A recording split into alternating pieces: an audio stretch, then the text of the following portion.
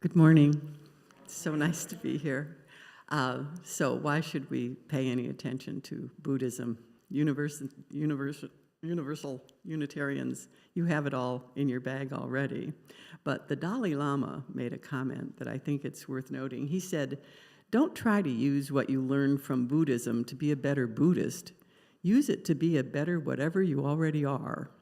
And I'm hoping that today's talk, which is going to be on the teachings of the Buddha, will give you some insight into how your Unitarian beliefs fit into really one of the oldest and most tried and true religions on the planet.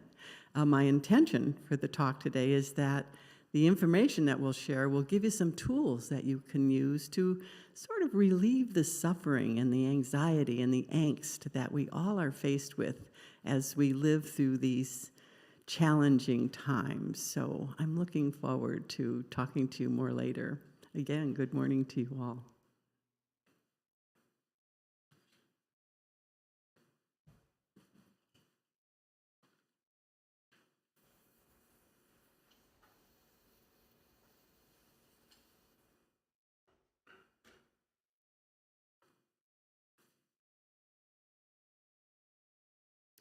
We bid you welcome. We do not ask what you believe or expect you to think a certain way, but only that you try to live a kindly, helpful life with the dignity proper to a human being. Welcome all who believe that religion is wider than any sect and deeper than any set of opinions. Welcome all who might find in our friendship strength and encouragement for daily living. Good morning and welcome to the Universalist Unitarian Church of Farmington. Thank you for spending your Sunday morning with us, whether you're enjoying the service here in person or at home online. My name is Linda Brown, and I've been a member of UUCF 29 years this month. It's been a great experience. I came for my kids and stayed for all of you. So it's been fun. This morning, we're fortunate to have our returning guest speaker, Peggy Tabor, with us, and I'll give you a little bit more about her in a few minutes. I'd like to extend a special welcome to any visitors today. After the service, we invite you to come downstairs and join us for coffee and conversation in Adams Hall. It's just down the stairs and to the left. Religious education classes are being held in the classrooms today. During the service, one of our greeters can direct you if you have anybody that you want to drop off. Joys and sorrows will be shared later in the service. You can come to the microphone here, or there is a number at the top of your order of service that you can text if you don't want to do it in person. Please take a moment now to silence your phones, but you don't have to turn them off. Feel free to share with your experience on social media if you feel moved. Now, if you'll please join me in our shared affirmation of our mission. It's in the order of service. We seek answers everywhere, include everyone, and live with compassion. Are there any announcements?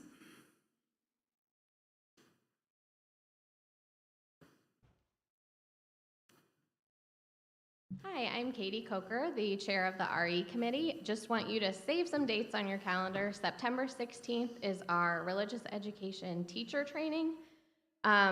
You'll learn safety protocols, what we're doing in RE. If you're just a parent and you want to learn a little bit more about, not just a parent, but if you don't want to teach and you're a parent, you can come learn a little bit more about what our curriculum is going to be for the year and what our safety procedures are going to be. Also, everybody's favorite, Treats on the Trail, October 29th, which is the Sunday before Halloween. It will be after service. You'll start seeing those sign-ups around for setting up a station on the trail. But just keep that in mind. I know there's a lot of dates in the fall, so just save October 29th for us. Thanks.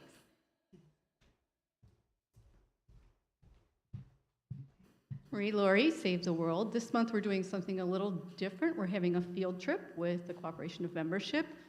Please join us if you can. We're going to the Cranbrook Art Museum. We'll be there at September 17th, so 2 weeks from today at 1 o'clock. So after service, meet us at the Art Museum. There's an exhibit by Sonia Clark, which I've seen twice now, and I'm going back for a third time. That tells you a lot, because I'm not a person to do that.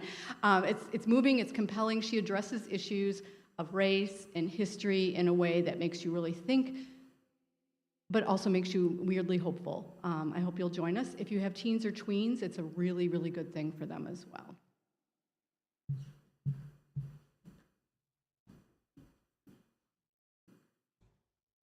Good morning. Just to remind everybody, our congregational picnic is next Sunday, right after church. We'll have some maps in the back if anybody needs them. It's going to be a lot of fun. We're doing hot dogs, corn, pop. It's a potluck if you can bring something. If not, just bring yourselves. It'll go on for a couple, 3 hours probably. And guests are definitely welcome.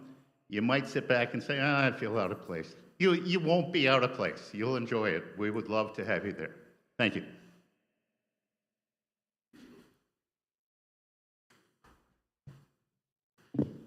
Morning. My name is Karen Duguay, and I'm the chairperson of the fundraising committee. And I'm here to remind you to put on your calendar the dates for this year's auction.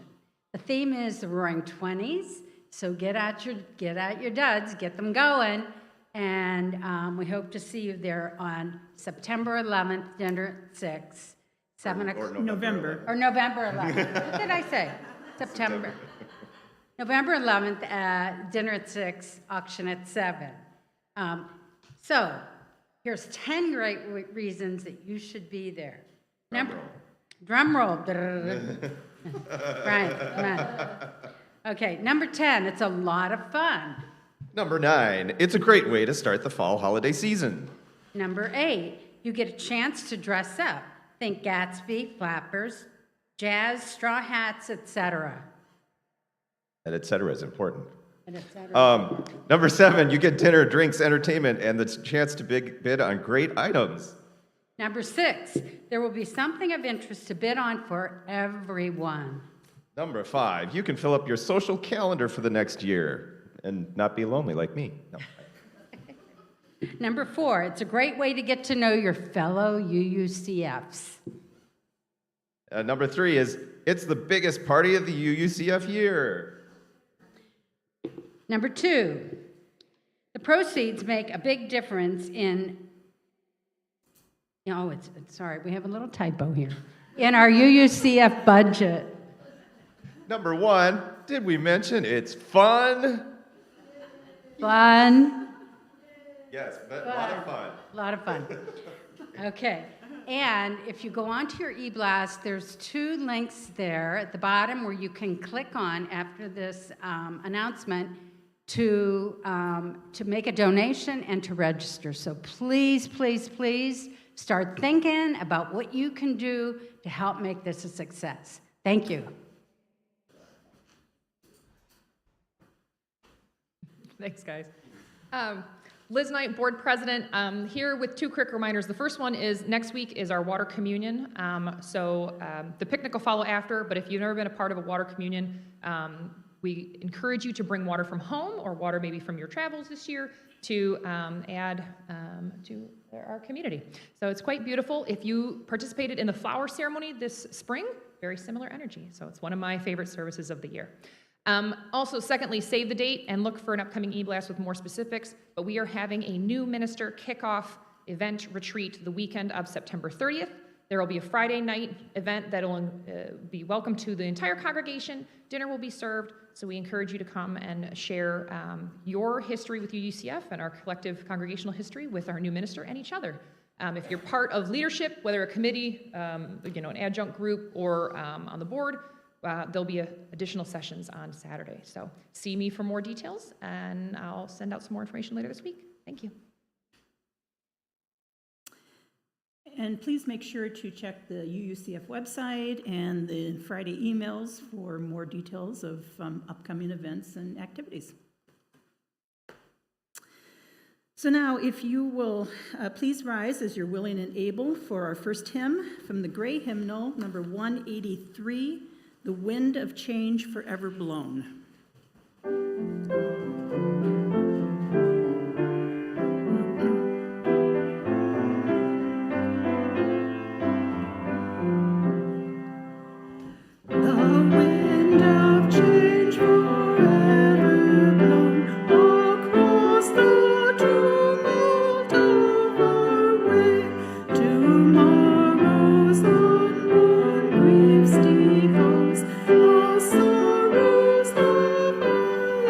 Stay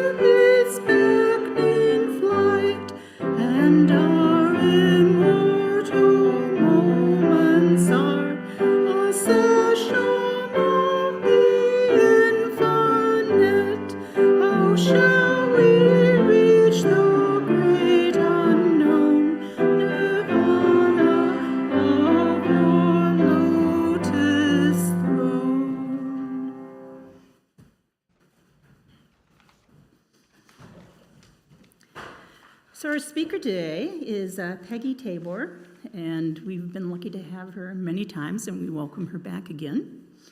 After a career in marketing with the Xerox Corporation, during which she designed and delivered training programs to Xerox managers both in the U.S. and abroad, Dr. Tabor traveled to Africa with the U.S. Peace Corps. There, living in a remote village, she helped villagers start micro-businesses and worked with traditional healers to battle the AIDS pandemic. Dr. Tabor is a certified integrated wellness coach. She holds an MBA in marketing and communications, a master's degree in metaphysical science, and a PhD in philosophy. She enjoys incorporating the teachings of ancient philosophies into an integrated approach to a sustainable and healthy lifestyle. Dr. Tabor.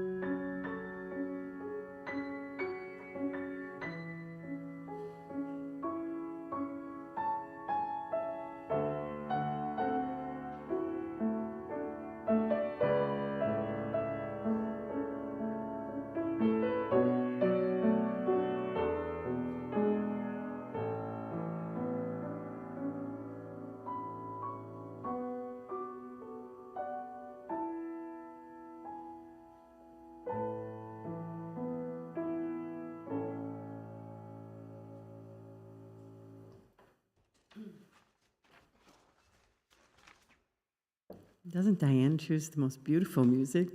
And you even found a hymn that mentions the Buddha and Nirvana. Congratulations on that. So the Dalai Lama also said that, Buddhism isn't really a religion. It's more of a science of mind, and Buddhist principles have certainly informed psychological practices. They've been the key to many medical interventions that deal with alleviating stress, PTSD, chronic pain. Buddhist principles are used in medical practices, and of course, they're basic to societal behaviors that are focused on bringing, peace on earth, unity to mankind, and teaching us each a way to really enjoy inner contentment. This science and philosophy and psychology was first introduced to civilization over 2,500 years ago by a man by the name of Siddhartha Gautama, and in a part of the world that is now in Nepal, a town called in Lumbini. And he was the son of the ruler of the Shakya clan. And when he was born, a holy man came to his birth and said, this guy is either going to grow up to be a wonderful ruler, a military ruler, a king, or he's going to be a great spiritual leader. Well, his dad didn't want to have anything to do with the spiritual leader part of that. So he actually secluded Siddhartha in a palace. His mother died shortly after his birth, but he was raised by his dad and a very loving aunt in sort of a opulent lockdown. He was surrounded only by beautiful people and beautiful things and youth and pleasures of every kind, and he spent the first part of his life in that type of an environment. He only much later became the Buddha and put together a group of teachings that really teach us to look inwardly and study our own minds in order to really gain a clear understanding of ourselves and the natures of reality. This is the young Buddha. Siddhartha means, his first name means he who achieves his aim. And as he grew up in this lovely palace, he really was not allowed to see anything negative or any suffering at all. But the Buddha was always hugely intelligent and very introspective. And finally, he convinced his cousin to help him sneak out of the palace and see what was going on in the outside world. And he saw 4 sights that really changed his worldview forever. First, he saw an old man.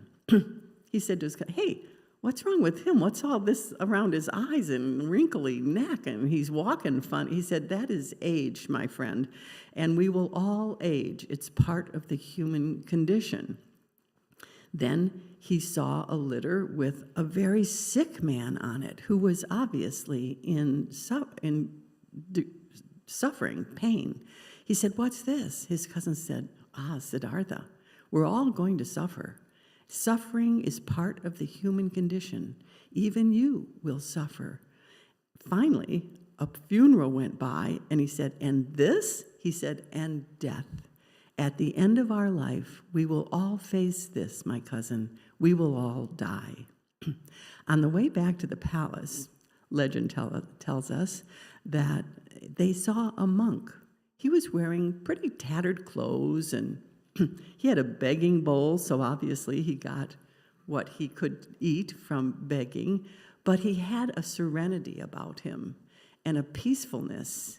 And Siddhartha saw that, and it changed the way he would look at his life forever. He decided that he was going to leave his life of luxury and pursue the life of a seeker, a monk. So he left. He had a young wife. He had a beautiful young son. He had absolutely everything, but he left all of that. And for the next couple of years, he lived with 2 different monks who had broken away from the traditional Hindu beliefs. In Hindu religion, really, it's only the Brahmins, the top caste, who are allowed to practice religion. And these monks thought that we should all have the right to seek the truth within ourselves. So he learned how to meditate. He learned how to look inward. And both of these teachers asked Siddhartha, he wasn't really the Buddha yet, but they asked him to take over their practice because he was obviously such a great teacher and had such strong insight into reality. But the Buddha said, no, I don't understand human suffering, and I don't understand how to alleviate human suffering. So the next thing he went and lived with a bunch of ascetics. And this is often referred to as the 6-year fast. These men believed that practicing physical austerity can lead to religious insight. And the Buddha, he threw himself into the things he was interested in, and he really fasted. He became this emaciated figure that you see on this slide, and he realized that, oh my gosh, I can't even think straight. I'm on the verge of death. Why am I suffering like this? And a young woman with a bowl of rice and milk came by and had great compassion for him. And the Buddha, at that point, realized how important it was to also have compassion for himself. So he ate the rice and milk, and he regained his strength, and he learned one of the basic tenets. He internalized one of the basic tenets of Buddhist philosophy, and that is that compassion is the basic reality. He made that young woman's compassion his own, and having a great compassionate heart became a key tenet of Buddhism. Having an open heart, expressing loving kindness to all, including ourselves, is one of the most informed and beautiful meditation practices of Buddhism. The Buddha realized there's got to be a middle way, somewhere between the opulence of his father's palace and the austerity of the ascetics that he was staying with. And he looked for the middle way. So he left the group of ascetic monks that he was with. He went into a grove and he sat under a very now famous tree called the Bodhi tree, the tree of enlightenment, and it said that he meditated for 6 days. During that meditation, he was presented with every temptation. In Buddhist tradition, Mara is the tempter, the devil. Mara came to him with every temptation, with every fearful thing. A lot of myths have grown up around the Buddha, so now I'm talking about Buddhist myths, really. It's said that as he sat there under the Bodhi tree, Mara came to him with horrible, terrifying soldiers shooting arrows right at his face. But as soon as the arrows came into the aura of his mental calmness, they turned into petals of flowers and fell to the ground. Every attempt at tempting Buddha away from his inner sense of peace and nirvana failed. He understood during this time exactly how past actions lead to present and future results. He saw how craving, the source of suffering, is really just rooted in ignorance about what reality really is. And he understood that within reality, we are all one. He saw this human life as this amazing school that we're just here to attend, to learn about our connectedness. This unified consciousness is what we take on form to learn. He saw the truth of impermanence. He would later tell his followers that anyone who completely understood impermanence would become enlightened. And as he sat under that Bodhi tree, he understood that a clear and calm mind is always joyful, that this sukha, which is non-energetic joy, is really the default state of the human mind. He understood the true meaning of renunciation, not as giving up the food that you need to sustain your health, but as the decision to give up attachment. And he saw that this attachment is really the cause of our suffering and our dissatisfaction. So after 6 days of this inward contemplation, something really new awakened in him. And he called this state nirvana. It wasn't entering into a new state at all. It was surrendering to the reality that had always been there. It was understanding that it's our ignorance that makes us think that we are living as some separate thing, trying to fight off the universe, trying to fight off the world as it is, always fails. He understood that we are the universe. Each of us is the universe operating locally. With this awakened awareness, he finally attained his ultimate goal, which was complete and utter enlightenment. He was the awakened one, and he knew it. But with enormous generosity, he decided that instead of just sitting there and being awakened, he would share his enlightened wisdom with everyone he could. The first group he went back to were those ascetic monks, and as he approached, they recognized him as the Buddha, as the awakened one. It shone from him. He delivered his first address, which is known as the Four Noble Truths, and Shakyamuni Buddha, which means the awakened one of the Shakya clan, taught his followers for the remainder of his life. He is said to have died at about the age of 80. He left behind an enormous community of followers who really continue to this day to spread his teachings around the world. Today, there's more than 535 million practicing Buddhism as a religion. There's a lot of us that practice it a little bit, and that's not even counted in the 535 million. So it makes Buddhism the fourth largest religion in the world. That's about 8% of the world population practicing it.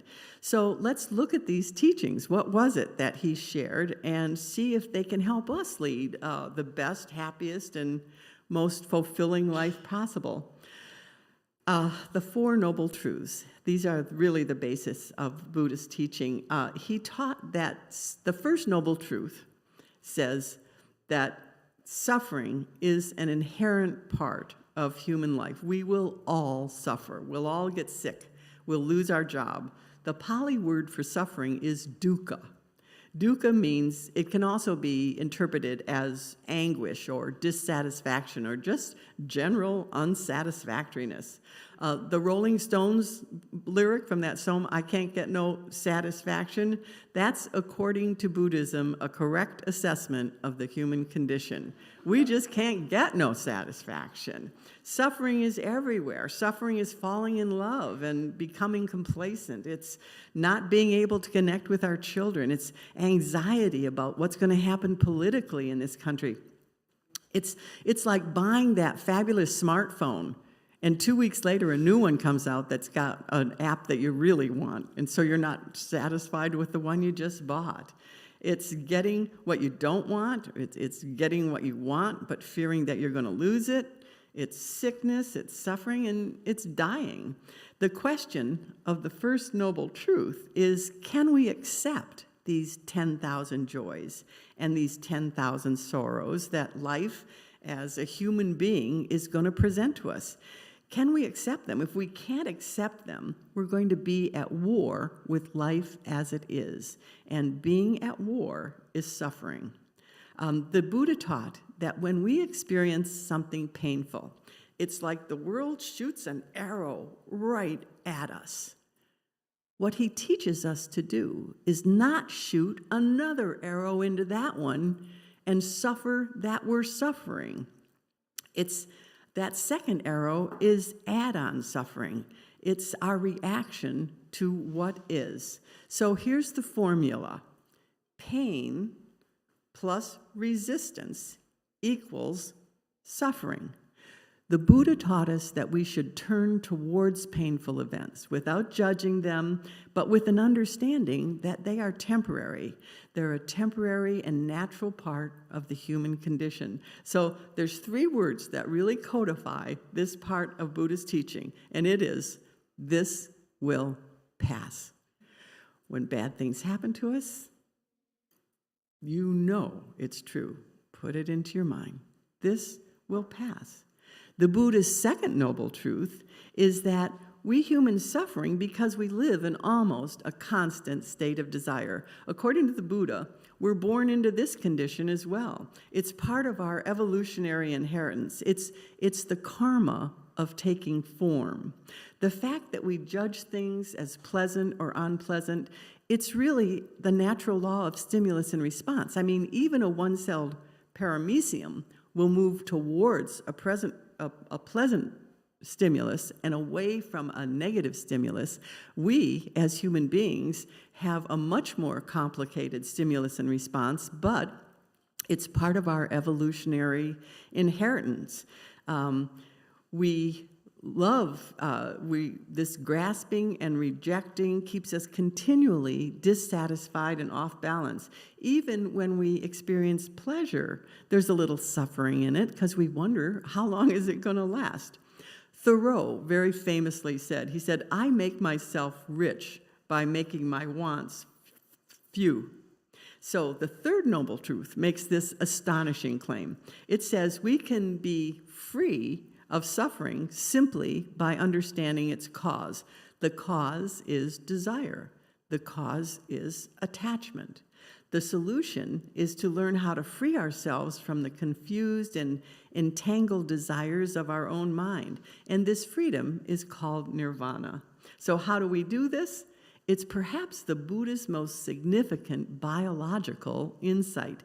He realized that nature has given us the ability to train our minds to bring us new insights into satisfaction and freedom. The Buddha realized that as humans, we're able to see into our primal reactivity and in the process, learn how to overcome it. We can see how we are reacting to things, and by looking at it, we can learn how to overcome this reactivity, which is the second arrow, which is what causes us to suffer. He taught that within us, within most of our desires, there's what he called 3 poisons. And these 3 poisons are greed, anger, and ignorance. And like any good doctor, he gave us antidotes for those poisons. The cure for greed is generosity. The cure for anger is compassion.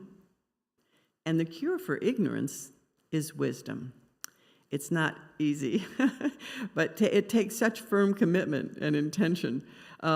We're in some way, we're kind of drawn to our suffering. We have what evolutionary psychologists call a negativity bias. We're certainly drawn to our attachment, our grasping. We want what we want, and we want more of it. But the Buddha gave us a path to follow to help us navigate through our human nature. And that's the 4th noble truth. And it's known as the Eightfold Path. The Buddha, he covered it all, the why, the how, and the what of what it takes to really live an enlightened, a happy, and a contented life.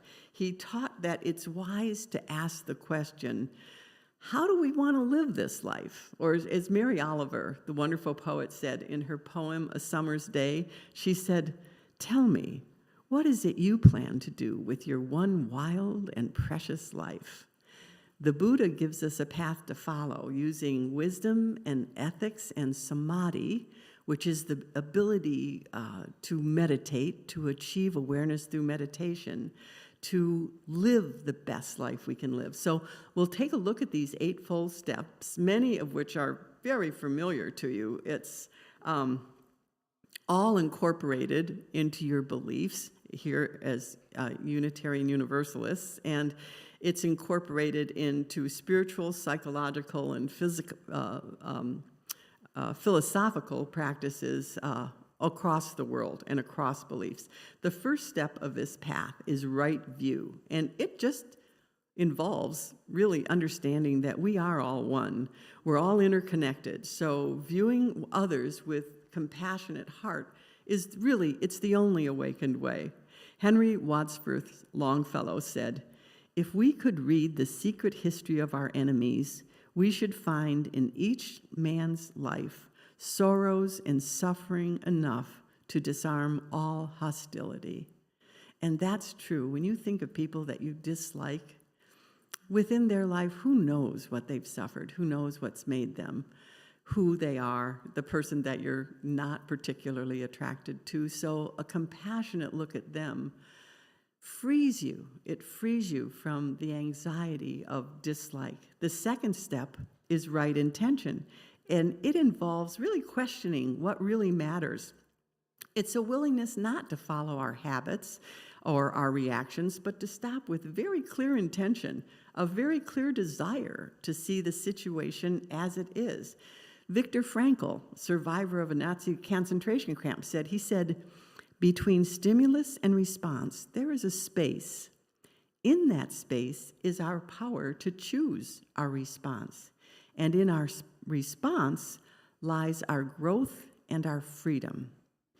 He was also reflecting Buddhist philosophy when he said, when we are no longer able to change a situation, we are challenged to change ourselves.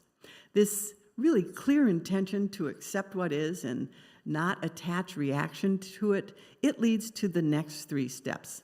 And these three steps really bring the highest ethics into our path. They're wise speech, wise action, and wise livelihood. And they all speak to bringing in awareness and intention into how we act and move in this world. Wise speech is speech that's conscious. Using the principle of wise speech, we use conversation as a way to connect with others rather than a way to always be right. I have to work on this one a lot. Wise speech, it's speech that is kind. Wise action speaks to not harming. Life lives on life. All life is sacred. The commitment of wise action is to really just minimize the harm that we do to others. It means to not purposely create pain or conflict, to support that which is kind. Wise livelihood, clearly, the Buddha saw prosperity and financial security as good and appropriate, particularly for lay people. His monks, took vows of poverty, but for lay people, financial security is a good thing. Rightful means that any occupation that doesn't cause unnecessary harm to other living things. For us here in the United States, we should really be aware of what our consumer society causes at the expense of others. The things that we buy, where are they made taking advantage of other people? The things that we eat, are they destroying the world that is meant for all of us? It means being very aware of our consumerism, particularly in this country. And finally, we get to samadhi. In Buddhist practice, samadhi means using the power of a concentrated mind as a systematic gateway to expanded consciousness and openings to full awareness of beings. This is achieved through the last three steps of the Eightfold Path. Right effort means being present without trying to fix anything, to be where we are, to see the world as it is at this moment without reaction or judgment. This does not mean without involvement. You can see the world as it is, and you can see things that are going on that you might choose to be part of the solution to. That is perfectly in line with this.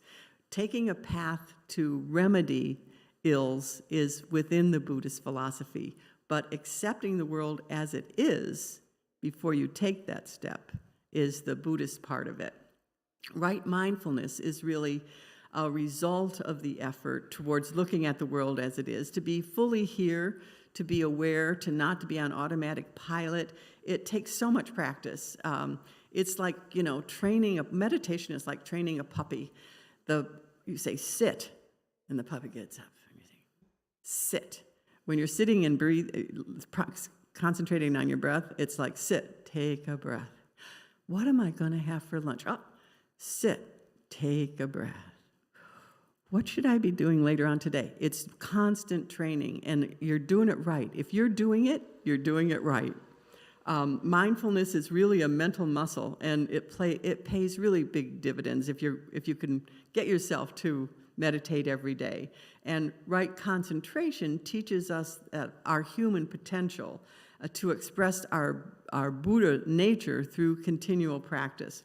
So those are really the basis of the Buddhist teachings. There's a lot more, but it's generally understood within Buddhist circles that if you understand the Four Noble Truths and you live according to the Eightfold Paths, I mean, you're going to be living an examined and a very rightful and non-judgmental life. So let's just take a quick look at how these teachings are being used as effective medical interventions in Western medicine.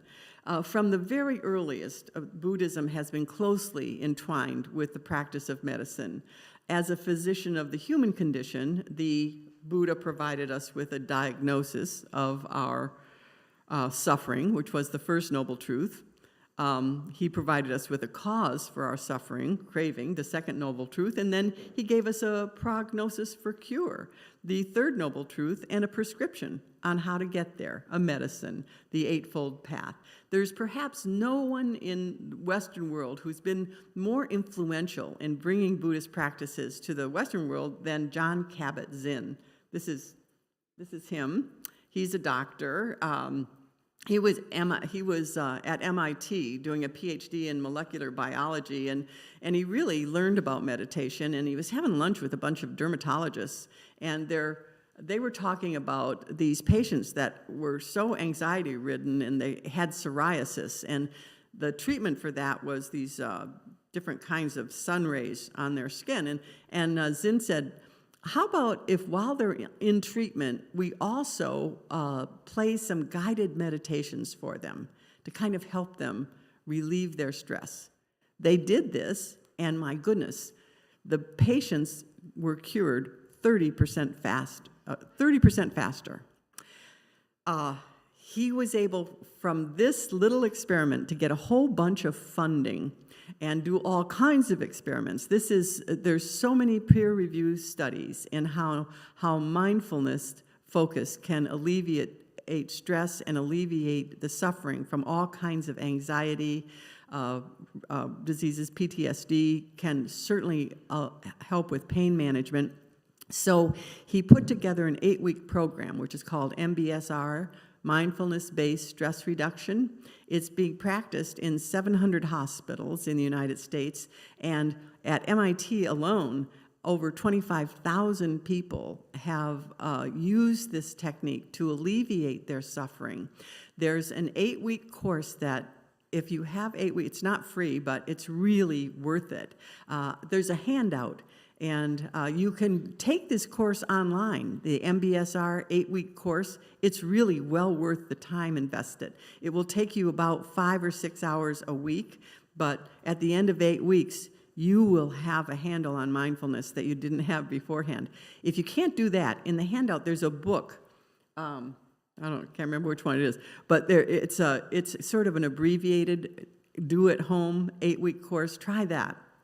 So MBSR has certainly shown that mindfulness can be used to alleviate physical suffering.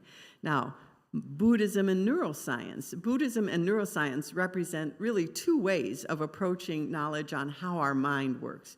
Buddhism uses introspection, that is, looking inside from a very first-person perspective. Buddhism uses intuition, reflection, and deep meditation to give us an awareness of what's really happening in our minds. Neuroscience has proven the effectiveness of Buddhism by taking the opposite approach. Neuroscience uses like fMRIs, EEGs, various biofeedback mechanisms to look at the brain from a very third-person perspective. And there's no doubt contemporary neuroscience has proven that how we use our mind actually shapes the very physical structure of our mind. Rick Hansen, one of my favorite neuroscientists and also a Buddhist teacher, said, "What flows through your attention sculpts your brain. Therefore, controlling your attention may be the single most effective way to shape your brain and thus your mind." Neuroscience is proving that we are what we pay attention to. People who ruminate on negative things and worry about things that they can't control turn these negative states into traits. They become negative, anxiety-prone, unhappy people. On the other hand, if we teach ourselves to rest our attention on states of gratitude or experiences of self-worth, these will become our traits. People who actually regularly practice mindfulness meditation have thicker cortical structure inside the insula. That's the part of the brain that's involved in self-reflection. The prefrontal cortex that's used for attention, that part of our brain becomes thicker. The left prefrontal cortex, which is involved in positive emotion and an approach orientation that is looking for opportunities, it becomes more easily activated. And mindfulness practice calms down the alarm bell of the brain, the amygdala. It increases the gray matter in the hippocampus. That's the region of the brain that allows us to put things into context, and it triggers the hypothalamus to quit calling for stress hormones. Mindfulness is extremely healthy for us. It's a healthy practice both physically and mentally. So fMRIs show that people who achieve this very intense, concentrated state of samadhi, that's really when you're meditating and you get into a state of open awareness, they have millions of neurons reacting together in what's referred to as the gamma range. And this is the neurosynchronistic pattern that actually increases our ability to learn.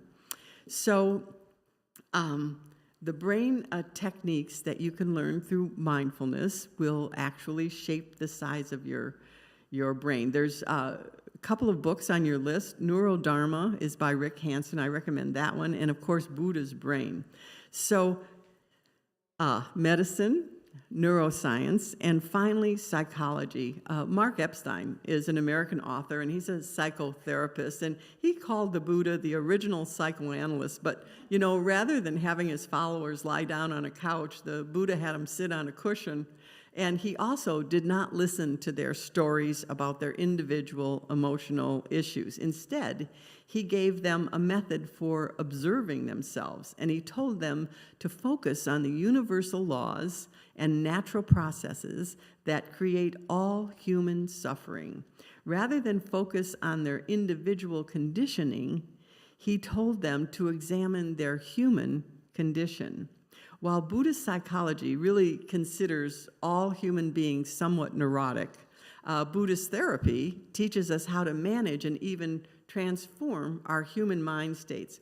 Carl Jung, a great psychologist, he said, "Our neurosis is equal to the suffering that we are unwilling or unable to face." And looking at the feelings that our thoughts incite is the exact way that cognitive therapy works. For instance, the point of anger is not to suppress it, but rather discover the intense energy that it is. When you're feeling anger, just be aware of the pain that you are carrying and your response to it. Then, with practice, you can just let go of it. To meditate is to see reality as it is, no matter how horrible or how beautiful it presents itself. We just learn to bow to its truth. If we want to be free, we have to look at what our minds do. Look at love and forgiveness and what that creates. And look at greed and hatred and see its consequences. And make your choice. There's the choice. That's it. That's secular Buddhism. I hope you'll continue to explore some of these ideas that are, the books in the handout, I think, will take you on a wonderful tour of more in-depth looking into what we've been talking about today. But may you all continue to be safe and happy and very content with this one wild and wonderful life that you all have. Thank you.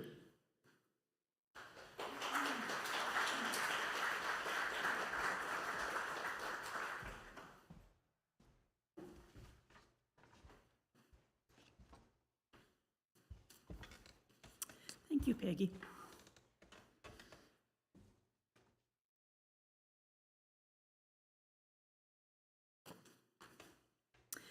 A perfect heart is one that has known love and loss, joy and sorrow. The perfect heart is one that has been shared. As joys and sorrows of our community are shared, please direct your energy, prayers, and meditations as a gift of compassion and strength.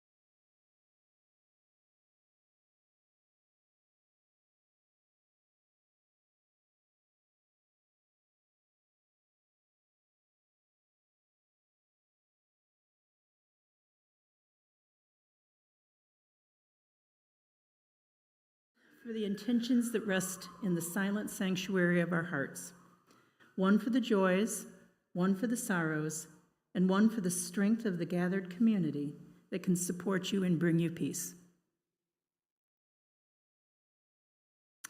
Now, the offering that we take each Sunday isn't just a stale habit.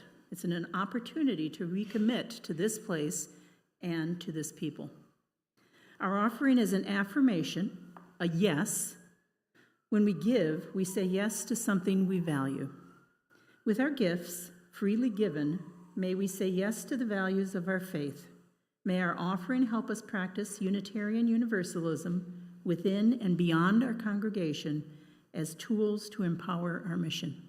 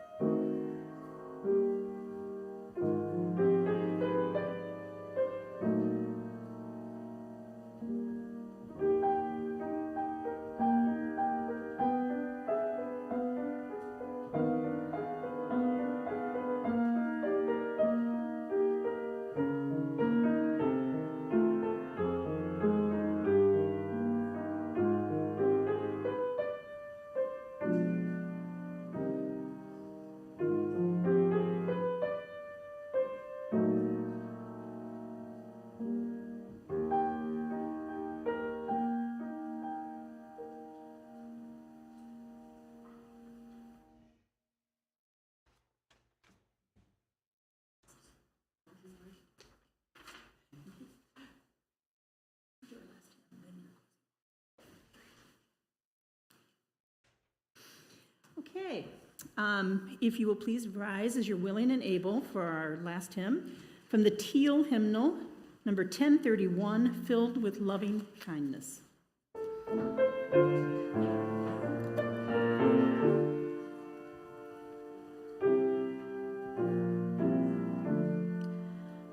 May I be filled with loving kindness. May I be well. May I be filled with loving kindness. May I be well. May I be peaceful and at ease. May I be whole. May you be filled with loving kindness. May you be well. May you be filled with loving kindness. May you be well. May you be peaceful and at ease.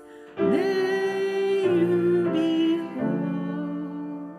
May we be filled with loving kindness. May we be well. May we be filled with loving kindness. May we be well. May we be peaceful and at ease. May we be whole.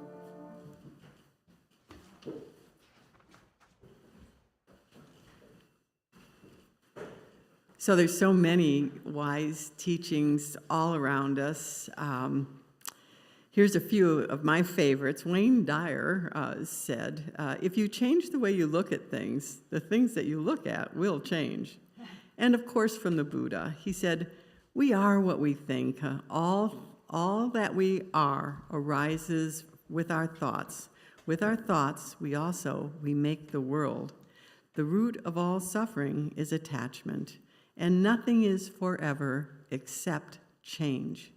What you are is what you have been. What you'll be is what you do now. So may all of you find the Buddha, the awakened one, who is alive and well within each of our hearts. Thank you.